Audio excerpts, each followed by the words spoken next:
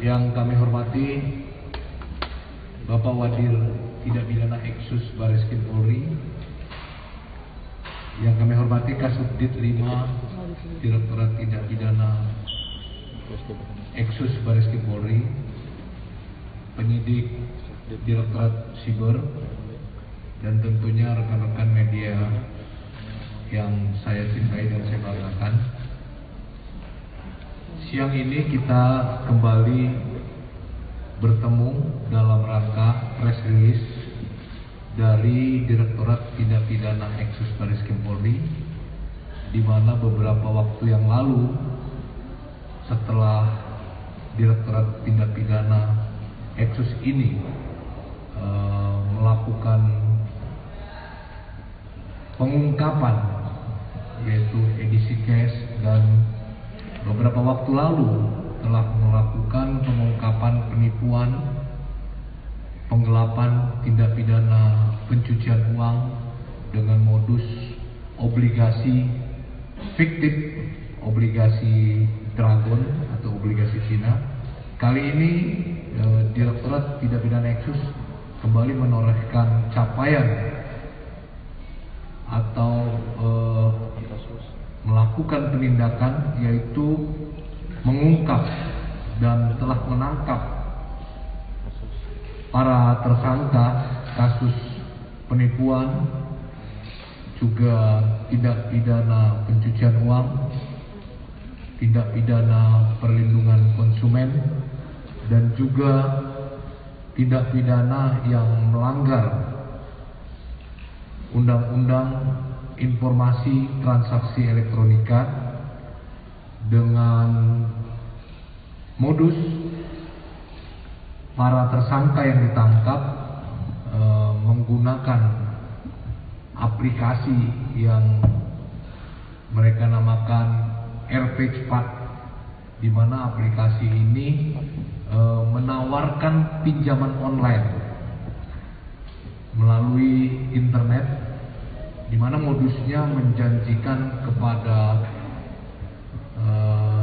pengguna, ternyata setelah dilakukan tidak sesuai dengan apa yang dia katakan, sehingga tentunya ini membuat atau meresahkan masyarakat. Ada laporan yang masuk di mana telah ditindaklanjuti oleh penyidik Subdit 5 Tindak Pidana Eksus, di mana kasus yang dilaporkan ini ternyata telah beroperasi selama 4 tahun, mulai dari tahun 2018, 2019, 2020 sampai saat ini 2021. Artinya kegiatan ini sudah beroperasi selama 4 tahun. Menariknya adalah penipuan melalui pinjaman online ini diduga dikendalikan oleh warga negara asing asal Tiongkok, dan saat ini tentunya penyidik juga akan memburu pelaku tersebut. Perusahaan yang beroperasi ini adalah PT SCA. Saya ulangi, PT SCA. Nanti lebih jelasnya akan dijelaskan oleh Wadir maupun Kasubdit. Pada kesempatan ini tentunya saya menghimbau kepada seluruh masyarakat agar hati-hati, waspada dalam melakukan transaksi, khususnya transaksi pinjaman online. Ada dua aspek yang perlu diperhatikan dalam pinjaman online. Yang pertama adalah aspek legal. Aspek legal ketika akan melakukan transaksi online, maka harus diketahui dulu apakah perusahaan atau peminjam, legalitas dari perusahaan itu legal atau tidak, mendapat izin tidak dari OJK. Kemudian yang aspek yang kedua adalah aspek logis. masuk akal atau tidak, masuk logika atau tidak pinjaman yang diberikan. Ada yang mengiming-iming memberikan pinjaman murah, pinjaman dengan bunga rendah, ternyata tidak, sehingga banyak dari korban penipuan. Ini banyak ya aplikasi-aplikasi pinjaman online yang juga merupakan tindakan yang melanggar akses ya, sehingga kita tiba-tiba diberikan SMS untuk melakukan pinjaman online tersebut. Sekali lagi, ini merupakan himbauan kepada seluruh masyarakat, khususnya pengguna atau pemakai handphone, agar tidak terjadi lagi. Ini memang sedikit, tetapi korbannya sangat banyak. Kalau diperkirakan korban daripada penipuan ini bisa dipastikan mencapai ribuan ya. Namun yang melapor memang kita lihat nanti sudah berapa. Untuk lebih jelasnya kami persilakan Bapak Wadir Tindak Pidana Eksus untuk menyampaikan rilisnya. Silakan Pak. Baik, terima kasih Pak Kabak Penum atas waktu yang disampaikan. Teman sekalian, sore hari ini kami menyampaikan atau merilis sebuah kasus yang berhasil diungkap oleh Direktorat Tindak Pidana Khusus terkait dengan pinjol atau pinjaman online. Pinjaman online ini sangat meresahkan masyarakat, meskipun korbannya ataupun yang menjadi korban sini kerugiannya kecil. Namun disampaikan oleh Pak Kabak Penum tadi adalah sangat banyak. Yang diungkap saat ini adalah pinjol dengan dengan nama RP cepat. Tetapi masih banyak lagi yang melaporkan terkait dengan pinjol tersebut. Dan sampai hari ini anggota kami masih melakukan proses penyelidikan dan pengungkapan di berbagai daerah. Bahkan Pak Kabar Eskrim telah mengirimkan telegram ke seluruh jajaran Polri Indonesia untuk mengungkap perkara pinjol yang ilegal. Untuk diketahui rekan-rekan sekalian, bahwa informasi yang kita dapat dari OJK ada kurang lebih 1.700 perusahaan aplikasi yang terdaftar atau diakui oleh OJK, dan masih ada 3.000 lebih yang masih ilegal atau tidak terdaftar di OJK. Inilah hal-hal yang menjadi perhatian Polri untuk bisa mengungkap perkara-perkara yang meresahkan masyarakat. Sama seperti yang disampaikan kemarin, kasus preman meresahkan masyarakat, ini pun pinjol pun sangat meresahkan masyarakat. Bahkan ada beberapa korban yang meminjam uang beberapa ribu saja, kemudian diteror dengan foto-foto yang vulgar, dengan menginformasikan ke teman-temannya, ke keluarganya, bahkan sampai ada yang stres akibat pinjaman yang tidak benar ini. Dalam pengungkapan hari ini kami menginformasikan kepada masyarakat bahwa aplikasi RP Cepat ini tidak ada izinnya. Tidak ada izinnya. Sampaikan oleh Pak Kabak tadi, secara legalitas perusahaan ini tidak ada izinnya. Kita berhasil mengecek ke teman-teman di OJK, saat ada izin, langsung kita lakukan proses penyelidikan di lapangan. Ternyata para sekolah ini berpindah-pindah. Ini sudah 3 kali pindah, dan dia ini pindah di daerah Jakarta Barat. Terungkaplah bahwa perusahaan ini mengontrak ke sebuah rumah. Kita mengungkap dan dapat peralatan ini 5 tersangka, dan masih ada 2 lagi DPO yang diduga adalah warga negara asing. Bagaimana sistem dan operasionalnya? Kita lihat bersama-sama. Ini ada ribuan SIM card. SIM card yang ditemukan di TKP. Ada beberapa alat ini akan dijelaskan oleh Pak Kasubdit dan dari teman cyber bagaimana sistemnya. Apakah dia SMS blasting, ataukah dia punya data dari operator mana? Nanti akan dijelaskan secara rinci oleh Kasubdit dan oleh tim dari cyber. Namun apa yang disampaikan oleh Pak Kabak benar sekali, bahwa tidak menutup kemungkinan masih ada laporan masyarakat terkait dengan pinjol tersebut. silakan laporkan kepada polisi terdekat, karena semua reserse yang ada di negara Indonesia ini sudah paham dan memahami terkait dengan arahan Kabar Eskrim terkait dengan pengungkapan kasus-kasus tersebut, sehingga kemudian mudah-mudahan ke depan kasus ini tidak ada lagi dan Polri bisa membuat sebanyak-banyaknya perkara tersebut.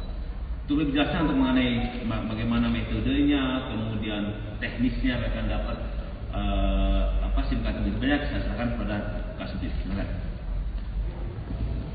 Terima kasih Bapak Wadir Tipideksus. Yang kedua Wadir Tipideksus Bareskrim Mabes Polri, Bapak Kabak Penum di Humas Polri, rekan dari Tipid Cyber sebagai ahli digital forensik. Ini yang sebelah sana ini ahli digital forensik kita, teman-teman. Alhamdulillah sore ini kita akan mengadakan press release. Saya mencoba menjelaskan bagaimana proses penanganannya pertama kali sehingga kita bisa mengamankan kelima orang yang sekarang sudah kita lakukan penahanan. Setelah kita menerima laporan dari masyarakat tentang dia merasa tertipu dengan adanya tawaran pinjaman online, kita melakukan penyelidikan. Kemudian kita dalami. Dari beberapa hasil penyelidikan kita ini kebetulan tidak satu sebetulnya, tapi yang berhasil kita dalami dan tidak berubah alamat email maupun alamat lokasinya itu hanya ini. Jadi ada yang bisa kita dalami dan waktu itu sudah kita mulai lakukan pemanggilan untuk memastikan ada kasus tindak pidananya, karena pinjaman online ini kan berkaitan dengan hubungan keperdatan kedua belah pihak, ada tidak seperti itu, dan ternyata kita temukan bahwa ini promosinya tidak sesuai dengan apa yang dilaksanakan, di mana yang bersangkutan minjam pertama kali itu 1.750.000, di ACC hanya 500.000, tapi yang diterima hanya 295.000. Ini sudah jelas tidak sesuai dengan promosinya. Jadi dipotong di awal itu sudah hampir 20% lebih bahkan. Dari sini yang bersangkutan merasa dirugikan, memang kerugiannya sedikit. Ternyata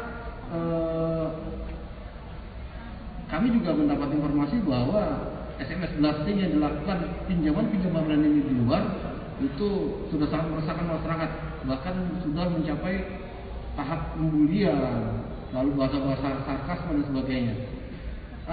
Setelah kami pastikan lokasinya di mana, kami lakukan penggerebekan. Pada saat kami melakukan penggerebekan, ternyata lokasi yang kami duga tempat kantornya itu sudah berpindah. Memang nggak terlalu jauh, yang awalnya di ruko pindah ke rumah sewaan. Nah, kami gerebek rumah sewaannya, lalu kami dapatkan kelima orang yang di belakang kami ini. Sebetulnya ada beberapa, tapi yang lain hanya tukang-tukang bersih dan kuli bangunan. Inilah yang kita mintai keterangan. Saudara E, saudara R, saudara B, saudara C, dan saudara S. Ada 5 orang yang kita lakukan penahanan, di mana barang bukti yang kita hadapi di depan ini adalah alat-alat mereka. Dan ternyata setelah kita dalami, mereka ini bekerja seperti robot, ada pengendalinya. Jadi kalau misalnya sudah ACC, lalu ada transfer uangnya sudah masuk, nanti kalau dia ada penagihan segala macam, mereka hanya tugasnya menjalankan perintah. Alat-alat di depan ini hanya mereka tukar kartu, lalu pakai laptopnya SMS jalan terus berangkat, sekali SMS mungkin mencapai 1000 nomor yang di SMS, kira-kira seperti itu. Termasuk juga penagihan dan promosi-promosinya. Yang kami ungkap di sini ini di bagian penagihannya atau debt collectornya, divisi debt collector. Jadi ada 3 divisi sebetulnya di mereka ini. Yang pertama adalah divisi promosi, kedua divisi ACC, dan ketiga adalah divisi debt collector ini. Nah, divisi debt collector ini kita belum bisa memastikan jumlah keseluruhan secara tepat, diperkirakan ribuan tadi itu para korban yang sudah di SMS dan dilakukan pembulian maupun penagihan. Ini perlu pendalaman lagi, dan kita sudah kerjasama dengan ahli digital forensik Mabes Polri untuk mengakses ke dalamnya. Ada apa saja di dalam. Dari ini ternyata siapa yang mengendalikan adalah kedua warga negara Tiongkok yang sedang kami lakukan pengejaran tadi seperti sampaikan. Itu bisnis proses yang kita dalami dari para tersangka ini. Dan selanjutnya proses tetap akan kita lakukan dan semoga tidak ada lagi korban dari masyarakat. Yang terpenting lagi adalah bahwa pinjaman online ini atau bahasa kerennya financial technology melalui peer-to-peer lending itu banyak yang legal, tapi lebih banyak yang ilegal. Jadi harus lebih hati-hati di masyarakat untuk menyikapinya, jangan sampai terjadi hal-hal yang tidak kita inginkan. Bagaimana cara menetapkannya? Silahkan buka saja, dan selalu ada sosialisasi dari saudara rekan-rekan kita di OJK tentang pinjaman online atau peer-to-peer lending yang legal tadi ini. Itu saja dari kami. Terima kasih. Assalamualaikum warahmatullahi wabarakatuh. Baik, terima kasih Bapak Wadir dan Bapak Kasubdit. Barangkali dari penjelasan Wadir Tipikesus dan Kasubdit tadi, rekan-rekan media ada yang mau menanyakan? Silakan. Silakan. Total korban yang sudah melapor ada berapa orang? Jadi Pak TV, total korban yang sudah melapor untuk aplikasi ini berapa orang dan ada berapa aplikasi yang masih dimonitor oleh Baris Krim Polri? Ya, silakan Kasubdit langsung bisa jawab. Kalau maksudnya mungkin alamat email pada saat kita mendaftar itu ya? Ya gitu ya, itu sudah banyak Mas, sudah terhitung, kita coba dalami, begitu didalami lari dia berubah, misalnya jadi .com, tiba-tiba jadi .co, itu sudah berubah banget kan, gitu ya. Itu sudah, memang sudah agak rumit kita untuk mengejarnya karena berubah-ubah terus dia aplikasi dan alamat email aplikasinya. Untuk korban yang sekarang ini kita menceritakan baru 4 orang sebetulnya, baru 4 orang, tapi kita bukan melihat itunya, kita bukan melihat jumlah banyaknya korban, tapi kita melihat bagaimana banyaknya aduan ke kami yang begitu meresahkan. Makanya kami langsung diperintah oleh Bapak Kabar Eskrim untuk membuat telegram juga ke jajaran tentang pola penanganan dan antisipasi tentang pinjaman online ini yang ilegal tadi itu, supaya tidak ada lagi masyarakat yang mohon maaf dibully, dilakukan kasar di media sosial maupun di keluarga. Karena begini, begitu Anda akses, Anda ya melakukan pinjaman, oke, Anda accept semuanya, ketentuan segala berlaku accept, itu data Anda di dalam itu, di dalam handphone Anda itu, daftar kontak ini disedot sama mereka, sehingga di saudara-saudaranya mereka inilah yang banyak dikasih tagihannya. Misalnya si A telah melakukan pinjaman di sini, nggak kabur ini, bahkan udah ada yang lebih kasar lagi yang sedang kita lakukan penyelidikan lebih jauh. Itu lebih parah lagi, sudah fitnah sifatnya, dan ini yang lebih meresahkan. Jadi kita harap jangan lihat jumlah ini yang melapor, jangan lihat jumlah korban secara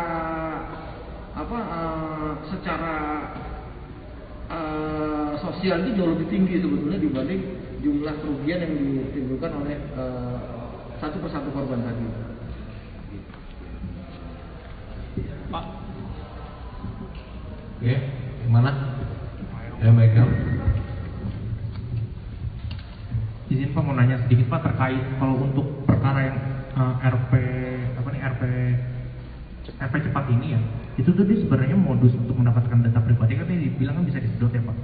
Itu apakah terpengaruh dengan kebijakan OJK yang memberikan email ya Pak kepada para penyedia layanan ini atau gimana sebenarnya? Terus juga cara mereka mempromosikan supaya dapat data-data pribadi orang sebegitu banyak, gimana caranya? Dan kan tadi tercatat katanya masih ada sekitar 3.000 lagi itu Pak pinjam yang tidak ilegal lah dalam tanda petik ya.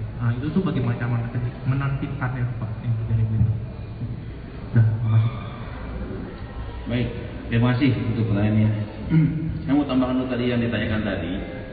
Jadi ini baru salah satu saja, RP cepat. Masih banyak lagi yang informasi dan laporan kepada kita yang kita masih dalami penyelidikannya. Makanya saya sampaikan tadi, kita menginformasikan kepada polda-polda di daerah untuk sama membantu kita terkait dengan pengungkapan perkara ini. Banyak, ini ada RP cepat, mudah sekali, banyak sekali. Nah ini kita lagi lengkap, mudah-mudahan ada Dilitku ya, di Dilitku itu mudah-mudahan kita dalam waktu dekat ini bisa mengungkap kembali dan mengembangkan kali. Terkait hal ini kita masih dalami, ya masih dalami terkait dengan SMS blasting tadi. Ya makanya saya pernah buka satu nomor itu selama 3 bulan itu mengirimkan ke 8.000 orang satu kartu. Saya ada berakses satu kartu namanya dompetku, itu satu kartu itu ke 8.000 orang selama 3 bulan. Jadi nomor yang cuma satu. Nah, supaya Anda bayangkan kalau satu kartu 8.000 ini berapa ratus atau ribu, kalikannya berapa ribu. Jadi dia kirim sekali kemana-mana semuanya. Nah, data ini akan didalami oleh teman-teman dari cyber. Ini masih didalami oleh teman-teman cyber. Apa sih isi-isinya ini semua, kemana saja? Karena banyak kan korban itu, Anda bayangkan pinjamnya 1,7 juta, dapatnya 500.000, dapat di tangannya cuma 290.000 saja, mengembalikannya puluhan juta nantinya, ya. Bahkan ada yang minjam uangnya 3 juta, kembalikannya 60 juta, karena bunga berbunga.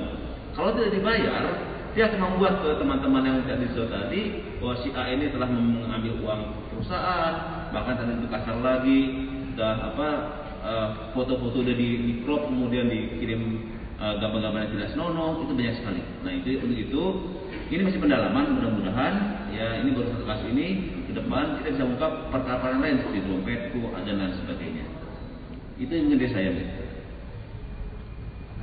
Silakan rekan-rekan, ada yang lain? Apa sudah jelas? Ya. Izin Pak, tanya Pak, saya Nia dari Bapak. Ini Pak, tadi soal SMS blasting itu kan datanya apakah ada datanya itu didapatkan dari mana selain dari penyedotan dari handphone masing-masing orang yang menginstal aplikasi, apakah ada sumber data lain? Nah, terus terkait pidananya, apakah ini akan diarahkan ke soal ini juga Pak, penyalahgunaan data pribadi masyarakat? Terima kasih. Baik, kami jawab. Jadi dari mana datanya didapat sehingga misalkan SMS blasting tadi itu ya? Iya.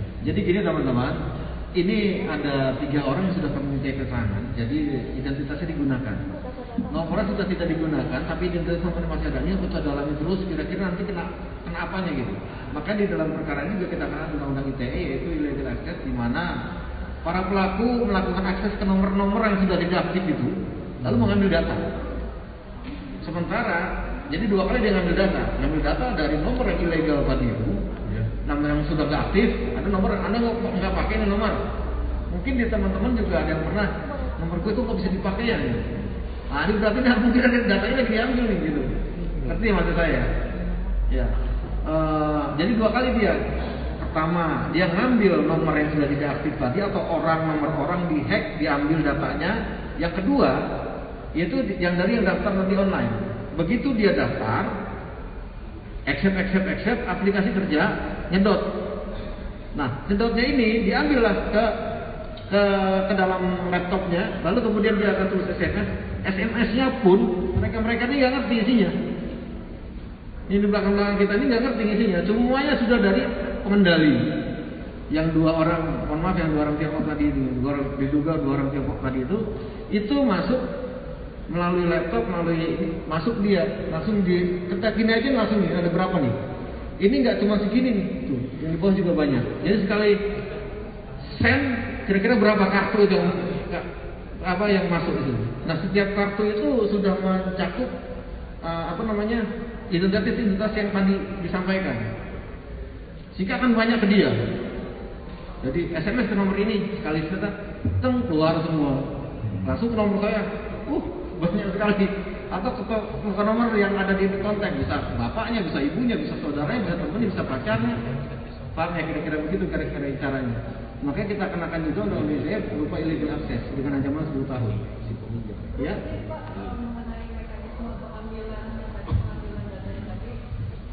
Itu sebenarnya membutuhkan teknologi yang sophisticated dan orang-orang yang ahli atau gimana Pak? Atau jadi gini loh, kalau soal teknologi ini luar biasa sekali memang ya, teknologi dari negara tetangga kita itu aplikasinya ini nggak hanya untuk mendaftar orang, tapi juga sudah nyedot dan bisa mengambil data yang ada di nomor-nomor yang dia mau. Ini yang luar biasanya.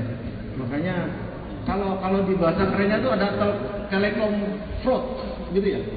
Telekom fraud atau pemalsuan data telekomunikasi.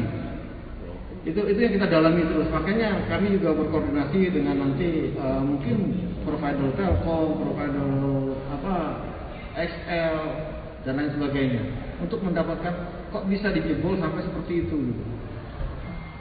Oke Mbak ya. Jadi ini nggak sesederhana yang kita lihat sekarang ini gitu. Ternyata di antara situ ada teknologi yang berperan di dalam itu dan sangat canggih. Yang mungkin mohon maaf teknologi Indonesia kayaknya belum sampai nih. Itu terima kasih. Baik, rekan-rekan, tadi yang saya katakan menariknya ini dikendalikan oleh warga negara asing yang saat ini masih diburu atau dilakukan pencekalan oleh Barreskrim Polri ya. Ada lagi? Silakan dari Metro TV. Ya, ada dua pertanyaan Pak. Yang pertama kan tadi dibilang perusahaan ini sudah beroperasi 4 tahun. Selama 4 tahun itu total mereka sudah ngambil duitnya sudah ada berapa dari si nasabahnya, penggunanya ini? Apakah juga ada disita barang buktinya pada saat penggerebekan itu dilakukan atau dikirimin ke rekening atau digital? Yang kedua ini soal yang DPO 2 orang tadi Pak, sejauh ini pendidikannya sudah di mana? Apakah 2 orang ini tinggal di Indonesia atau memang mereka kontrol dari Tiongkok? Terima kasih Pak. Kalau yang 2 diduga menjadi otak dari perusahaan ini diduga masih Indonesia. Kita sudah melaksanakan pencekalan terhadap 2 orang WNA ini ya. Karena masih kita cekal, kita pun masih mencek keberadaannya, mudah-mudahan masih Indonesia. Ini masih kita dalami. Terkait dengan berapa sih jumlah yang sudah diambil dari perusahaan ini selama tahun, sudah dapat datanya? Itu yang sedang kita, karena semuanya data ada di dalam sini ya, di dalam sini. Jadi itu yang kita ahli digital forensik sedang dalami untuk kita ambil kira-kira sebetulnya jumlah fix data dan kerugian maupun apa juga yang ditimbulkan dari kegiatan mereka ini selama 4 tahun itu sudah berapa, moga-moga ada. Karena kalau dari informasi para tersangka yang kita amankan ini, itu dia hanya mengandalkan pakai handphone aja, makanya dia bisa mobile kemana-mana. Jadi ternyata handphone kita ini luar biasa, terutama yang untuk ininya gede-gede mungkin ya. Itu yang bisa saya tanyakan. Jadi kita belum bisa memastikan karena memang perlu di digital forensik untuk bisa menetapkan kira-kira besarannya selama ini sudah berapa nih. Tidak ada semuanya. Nah itu yang saya bilang ini itu tidak sederhana yang kita bilang. Karena saya bilang ini virtual lending melalui financial technology itu tadi itu. Jadi ini dikirimkan melalui virtual account. Seperti kita ketahui bersama, virtual account pihak bank sendiri saja tidak bisa itu ngecek. Anda mungkin punya aplikasi OVO gitu ya, atau Gojek. Yang bisa melihat rekening Gojek itu hanya Anda sendiri, betul? Kecuali Anda lihat handphonenya dia itu rekening gue gitu. Tapi yang tahu rekening Gojek, GoPay itu Anda sendiri. Sama juga virtual account, yang bisa melihat virtual account hanya Anda sendiri. Pihak bank aja hanya membuka rekening tapi isinya nggak tahu, betul ya? Jadi saya sampaikan tadi itu awal itu bahwa ini tidak sesederhana yang kita lihat. Ini melibatkan penggunaan teknologi yang sedang terkini dan sangat-sangat canggih. Itu makanya meskipun kecil kerugiannya, tapi bahayanya luar biasa bagi perekonomian kita. Cukup ya? Ya, terakhir ya.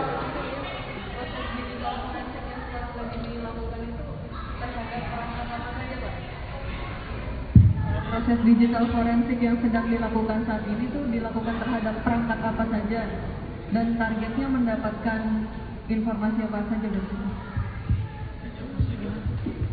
Kalau itu saya rasa rahasianya penyidikan ya Mbak ya. Nanti kalau kita jelaskan di sini, ini terus terang saya bicara detail seperti itu aja agak bahaya. Karena memang sangat teknis yang dipertanyakan oleh rekan-rekan. Saya rasa mungkin cukup globalnya saja kita sampaikan supaya bisa kita mengerti bahaya dari tindak pidana seperti apa. Itu Mbak ya, maaf ya. Terima kasih. Mbak Leli ya terakhir ya. Oke. Ini terkait peran dari para mereka ini Pak yang ditangkap ini. Tadi Bapak bilang ini menggunakan teknologi yang tercanggih saat ini. Terus apakah mereka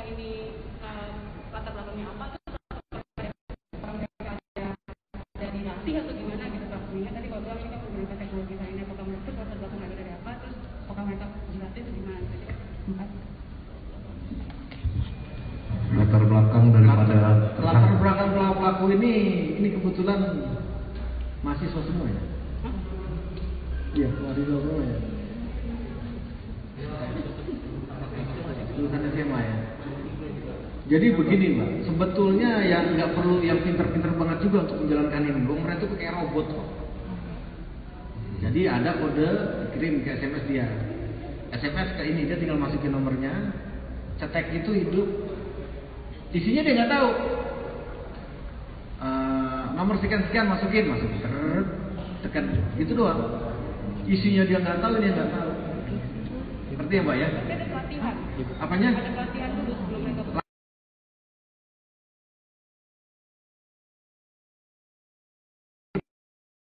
Ini dan ini gitu loh. Itu yang saya. Misalnya Mbak, saya kasih SMS 1, 2, 3, Mbak buka pintu, lalu Mbak tutup kembali, lalu Mbak kunci. Udah yang dilakukan itu toh. Dia nggak melakukan, nggak berpikir lagi, gua ngapain nggak, itu kayak robot. Jadi dia Gitu ya kira-kira ya. Jadi kira-kira yang di depan ini, ya ini untuk menempatkan SIM card ya. Ya, coba bayangkan seperti Pak Wadir jelaskan tadi, dalam 3 bulan satu kartu bisa 8.000. Rekan-rekan bayangkan itu lubang SIM cardnya itu banyak sekali ya. Kalau itu ada 100, ya berarti kali 100 ya. Bisa 800.000 yang terkirim, kira-kira seperti itu. Kira-kira kalau terkirim begitu, tentu ketika ditemukan orang yang memerlukan uang atau mencari pinjaman uang susah, tidak menentukan kemungkinan, apalagi dengan iming-iming yang bunga rendah, kemungkinan dia akan tertarik ya. Gambarannya seperti itu ya. Baik, kalau tidak ada lagi, terima kasih rekan-rekan media atas perhatiannya. Saya tutup. Wassalamualaikum.